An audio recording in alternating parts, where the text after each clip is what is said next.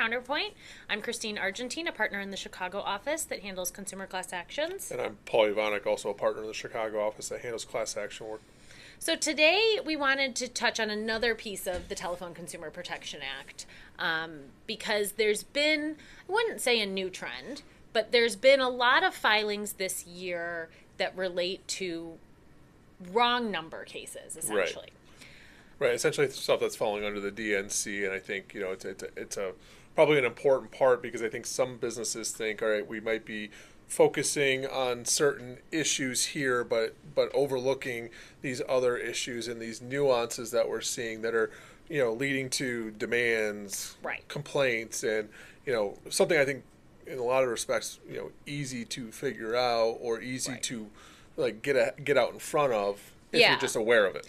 And really, a lot of this is stemming from the reassigned number database, which Yep. is not new, but fairly new. So the reassigned number database is a database that went in place in January of 2021. Okay. And essentially what it does is it's a service that companies can use to figure out if a number in their database has been disconnected by a carrier. Essentially a way to scrub against to make sure like, okay, we have these numbers, but we got it on 2018, but it looks like it was reassigned in 2022.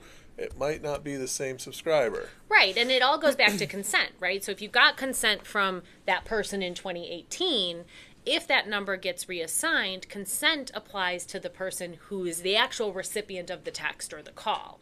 And so if that number got reassigned, you no longer have that consent to send that text or make that call. It's not consent of the number. It's consent of Correct. of the person who owns that number, and Correct. you don't have that anymore. Right, and so just like businesses started scrubbing against the DNC to see who had put their numbers on the DNC. Right. This is another database that businesses can scrub against, and again, relatively newer, right? And so we're starting to see these cases where they're saying, my client, my plaintiff, or this group of plaintiffs, their numbers have been reassigned. Their number is on the DNC, and so you didn't have consent. Right. Right.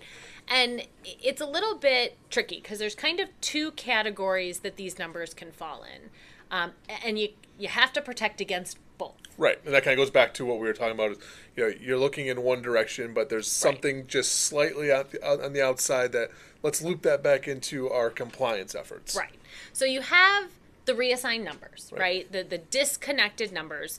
And you can scrub against it, and the system will tell you this number has been disconnected. And so the best strategy would be if the number's been disconnected, take it out of your database, right? Because you can assume you don't have consent for that number anymore.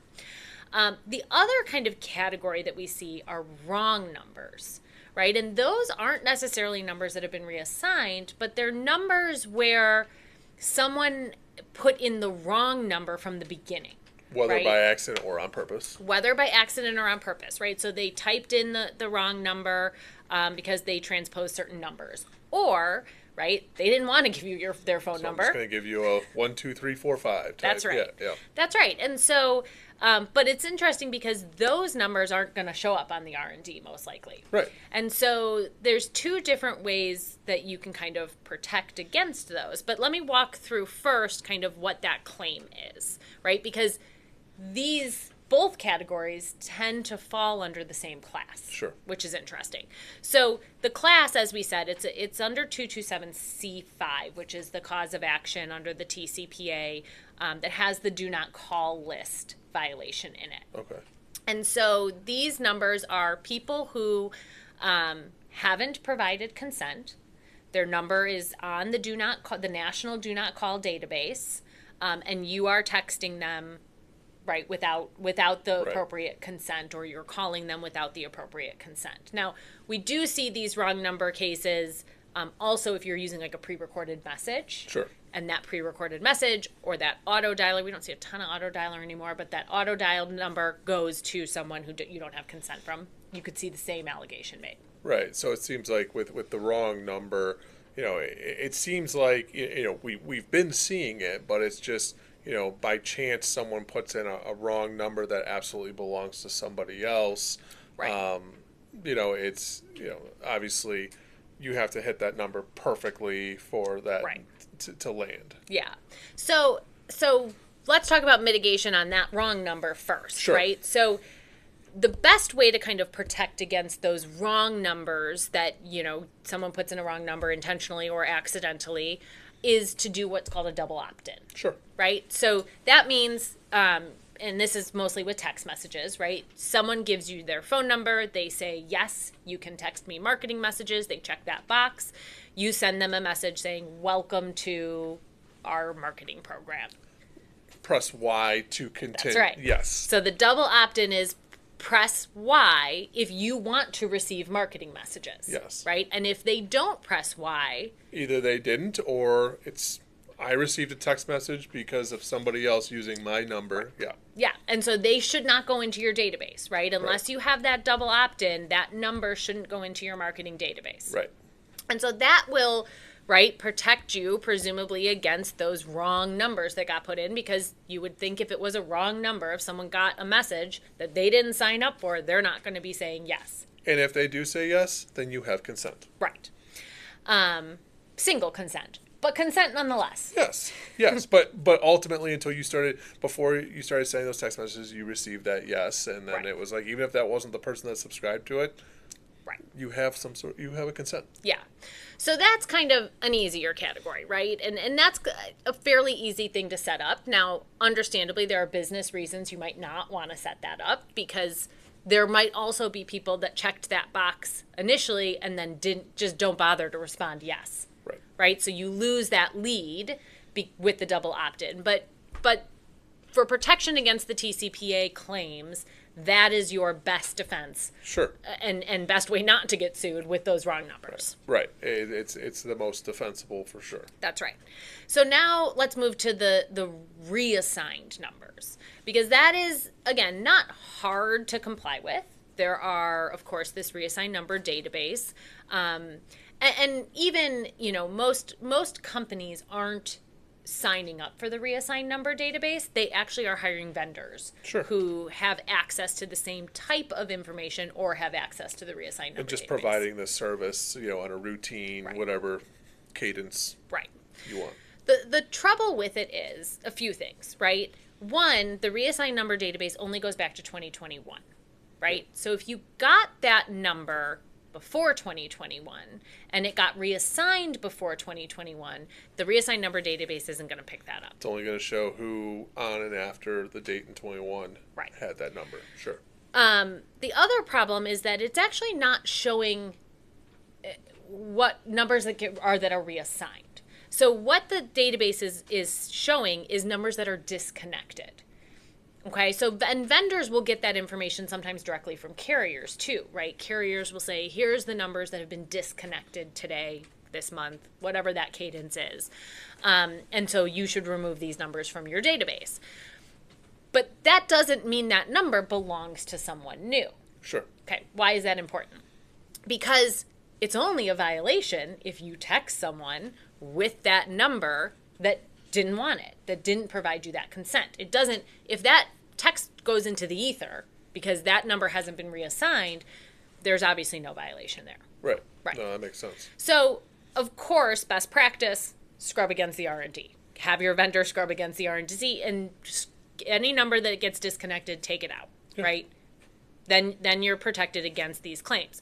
But what if you weren't doing that? Sure. Right? What if you weren't doing that and you get these claims? How do you defend against that? It seems like a lot of, we get a lot of, we see a lot of these demand letters. We're seeing a lot of stuff. We do. And it's like a lot of questions of, what is this R&D? What should we be doing? Right. And obviously, again, it's not that new. No. 2021 is a while ago, but companies are constantly trying to, prioritize all sorts of laws that they're trying to comply with, and that took time for vendors to get a service going. So anyways, well, and I think with TCPA, the big focus for a lot of businesses are, don't send text messages or calls without getting consent. And I think a lot of businesses will kind of wash their hands after that and say, all right, well, I got the consent, not thinking that someone disconnects their number, it gets reassigned. And I think this is kind of like a relatively new theory that the plaintiffs bar has really been, I think, going a little bit more all in on, of just like, we're going to do more of these, we're going to be looking for this. That's kind of what we've been seeing in the privacy space a lot. It's like, oh, it's always been there. We just didn't think about it because there was, for the longest time, and we see in a lot of different privacy, areas, low-hanging fruit. The low-hanging fruit is you never had my consent to reach out. Now it's like, oh, but you had it from somebody else, and now you have to worry about this R&D issue. And that's exactly right? You have these companies that are operating with an only opt-in database, right? They're like, we're only texting people with marketing messages if they said they wanted them. They feel good. They feel like they're compliant. And so, and that's where it gets particularly frustrating for businesses too. They're like, we're doing everything right. Or we think we're doing, like, look at our system. Yeah. Yeah. And so, the challenge becomes, right, if you didn't scrub against the R&D, or you didn't have, this deactivation, automatic deactivation from your vendors, or with related to the carriers saying, hey, this number got disconnected, how do you defend against that case? Right. And, it's interesting because there is a lot of work that goes into figuring out if a number actually has been reassigned and when it got reassigned. Yeah. Because the other thing that the reassigned number database won't tell you is when that number got disconnected or got reassigned, right? And so you essentially have to go text message by text message and run it through the database to say, here's a text message on January 1. Was it reassigned after that? Yep. Okay, keep going. Here's a text message on this date. Was it reassigned after that? Nope. Okay, keep going. Right? Seems potentially Rule 23 problematic to an extent, maybe. Yeah. Little individualized issue there, right? And I think, so that's a whole process that you have to go through. And it's extremely individualized. It's very costly to do, as you can imagine. I mean, think about companies who send hundreds of thousands of text messages or have a database with hundreds of thousands of numbers in it, taking each number that's on the DNC and saying, okay, did this number building get reassigned? out a timeline for each one, and now you have 100,000 profiles of like, okay, well, this number looks like it was assigned here and looks like it was disconnected here, and I mean that's expensive just to figure out if it's a potential class member. And you've got the added kind of issue where different carriers reassign numbers within different time periods, right? And so numbers aren't supposed to be reassigned for 45 days. So there's a 45-day gap where the number probably isn't going to get reassigned. So you can kind of count out, once you figure out what that reassignment date is, you can kind of black out 45 days from that, or what the disconnection date is, black out 45 days from that. But that doesn't mean that number is going to get reassigned on day 45, right? Certain carriers wait 60 days. They have different methods of doing it. So of course that makes it a little more complicated, especially if your system doesn't tell you if the number went to something, if that makes sense, right? So if your system just says sent, you don't know if that got sent and was delivered or just kind of got sent. Right? Some systems now will tell you it was delivered, and if it wasn't delivered, then you can kind of guess that number hadn't been reassigned. But it gets you're really speculating complicated.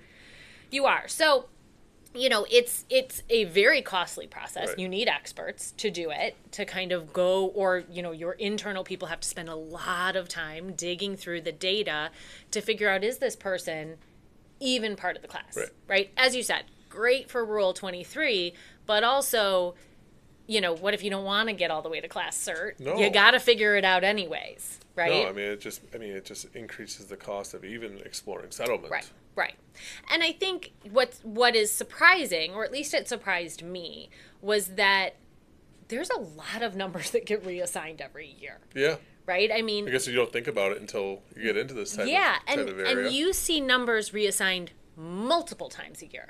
Now, I've had my same number since high school. So, to me, it's like, oh, no one ever gets a new number. But that really isn't true. Right. No, it's... Yeah, you don't realize that, but it's been fascinating to notice. Yeah. And I think also added to that is more and more people are putting their number on the do not call registry. Right? I mean, I think it's up to 70 or 80% of people are generally putting their number on the do not call registry. So now you've got a greater pool of people in your database that if you have consent, of course, that trumps the do not call registry and you don't have to worry about it. But if you don't have consent because the number got reassigned, you got to worry about a big chunk of your database. Yep. Yep. So, moral of the story, right, is best practice, right? And we want to make sure that people are aware of kind of those two lanes you have to take, and kind of the idea that you can engage vendors to do these scrubs for you, and have them automatically deactivate, right? And these scrubs should happen. I mean, you should scrub against the reassigned number database every 30 days. That's what the guidance says. Yeah. But the vendors that kind of communicate directly with the carriers actually will get like a daily or weekly or monthly, depending on the program that they have set up, a deactivation list. It's probably still going with a vendor that way then makes it, a little bit more cost effective and efficient of just, they're getting daily updates. And so when you say, hey, run it every 30 days, maybe you want to run it a little bit beyond 30 days, like you're getting up to the minute changes. Yeah. So again, defensible. Sure. But, not at the motion to dismiss stage. That's exactly it. Right? And the plaintiffs know that. They know that. And it takes a lot of discovery to get there. So, we wanted to kind of flag and put out there, this idea that there are mitigation steps that you can take to kind of protect against that, especially, right, if you're operating this consent-only database and you think you're good, right? It's frustrating because you think you have consent for everyone that you're texting when, in fact, it turns out you might not. Yeah. Well, this is, great conversation, timely given what we're seeing. Yeah, for sure. So, Thanks. Yep.